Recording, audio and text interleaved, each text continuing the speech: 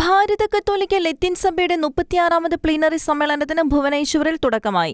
ഏഷ്യയിലെ ഏറ്റവും വലിയ എപ്പിസ്കോപ്പൽ കോൺഫറൻസും ആഗോളതലത്തിലെ ഏറ്റവും വലിയ 4ാമത്തെ എപ്പിസ്കോപ്പൽ കോൺഫറൻസുമാണ് CCBI സമ്മേളനം. 132 രൂപതകളിൽ നിന്നായി 206ഓളം അഭിവന്യ പിതാക്കന്മാർ ഈ CCBI സമ്മേളനത്തിൽ പങ്കെടുക്കുന്നു. ഒറീസ സംസ്ഥാനത്തെ കട്ടക് ഭുവനേശ്വർ അതിരൂപതയിലെ സൈമ് യൂണിവേഴ്സിറ്റിയാണ് 36ാമത് CCBI പ്ലീനറി സമ്മേളനത്തിന് ആതിഥേയത്വം വഹിക്കുന്നത്. 2025 ജനുവരി 28 മുതൽ ഫെബ്രുവരി 4 വരെ നീണ്ടുനിൽക്കുന്ന പ്ലീനറി അസംബ്ലിയുടെ ആദ്യ ദിനത്തിൽ പരിശുദ്ധ പിതാവ് ഫ്രാൻസിസ് മാർപ്പാപ്പ സന്ദേശം നൽകി.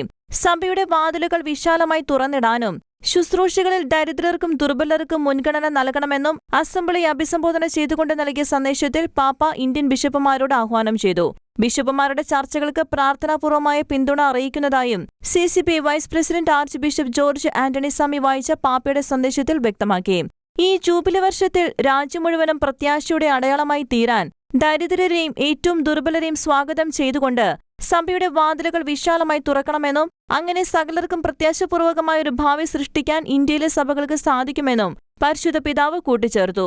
ഇന്ത്യ, നേപ്പാൾ രാജ്യങ്ങളിലേക്കുള്ള apostolic nuncio archbishop Leopold Girelli 36ാമത് പ്ലീനറി സമ്മേളനം ഉദ്ഘാടനം ചെയ്തുകൊണ്ട് ചരിത്ര മുഹൂർത്തങ്ങൾക്കുള്ള തുടക്കം കുറിച്ചു.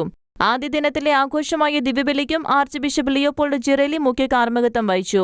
ഊർജ്ജസ്വലമായ ഗോത്ര സംസ്കാരം നിലനിൽക്കുന്ന ഒഡീഷൻ മണ്ണിലേക്ക് എല്ലാ ബിഷപ്പുമാരെയും വിശിഷ്ടാതിഥികളെയും ഒഡീഷ ആർച്ച് ബിഷപ്പ് ജോൺ ബാർവ സ്വാഗതം ചെയ്തു.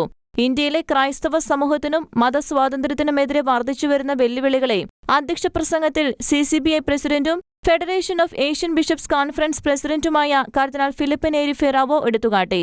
CCBI secretary general archbishop Anil Couto വാർഷിക റിപ്പോർട്ട് അവതരിപ്പിച്ചു. പുതുതായി നിയമിതരായ ബിഷപ്പുമാരെ അസംബ്ലി സ്വാഗതം ചെയ്യുകയും കാലം ചെയ്ത അംഗങ്ങളെ കോൺഫറൻസിൽ അനുസ്മരിക്കുകയും ചെയ്തു.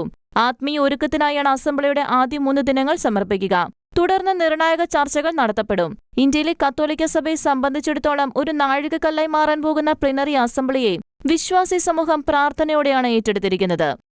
National desk, Shekinah news.